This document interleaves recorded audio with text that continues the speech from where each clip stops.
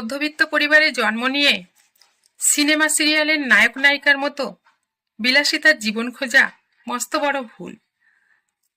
মধ্যবিত্ত পরিবারে জন্ম নেওয়া কোনো অভিশাপ নয়, কিন্তু সেই বাস্তবতাকে অস্বীকার করে স্বপ্ন দেখাটা অনেক সময় নিজের জীবনকেই কঠিন করে তোলে। আমরা যখন সিনেমা বা সিরিয়াল দেখি তখন মনে হয় এই জীবনটাই বুঝি আসল জীবন। বড় বাড়ি, দামি গাড়ি, সুন্দর সুন্দর কাপড়, সহজেই সবকিছু পাওয়া যায় কোনো কষ্ট ছাড়াই। কিন্তু সত্যটা হলো সিনেমার সেই আলো ঝলমলে জীবন বাস্তব নয়, সেটা একটা সাজানো গল্প। মধ্যবিত্ত পরিবারের সন্তানরা বড় হয় সীমিত আয়, সীমিত চাহিদায়, কিন্তু সীমাহীন দায়িত্ব নিয়ে।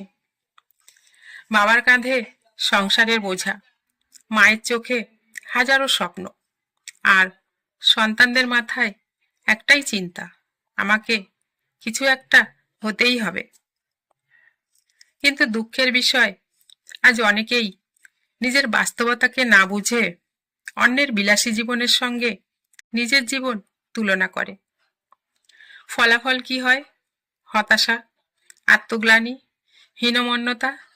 যে ছেলে বা মেয়েটা সৎ পথে ধীরে ধীরে এগোতে পারত, সে হঠাৎ শর্টকাট খুঁজতে শুরু করে। যে জীবনে ধৈর্য দরকার ছিল, সেখানে সে অভিযোগ শুরু করে। ভুলে যায় মধ্যবিত্তের শক্তি হলো ধৈর্য, পরিশ্রম আর আত্মসম্মান। পর্দায় যে বিলাসিতার জীবন দেখায়, তার পিছনে থাকে টিম, টাকা, সুযোগ আর অনেক লুকানো বাস্তবতা, সেটা আমরা দেখি না। কিন্তু কারো জীবনে সে নিজেই নিজের গল্পের বাস্তব, নিজের সংগ্রাম সত্য, কষ্টঝরা ঘামি একদিন সাফল্যের সাক্ষী হয়। বিলাসিতা চাওয়া দোষ নয়, কিন্তু নিজের অবস্থান ভুলে বিলাসিতা খোঁজার চেষ্টা করা নিজেকেই কষ্ট দেওয়া।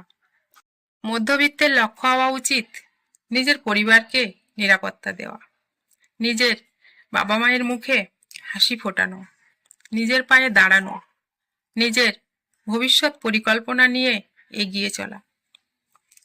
বাস্তব জীবনের দায়িত্বশীল মানুষ হলেই যথেষ্ট।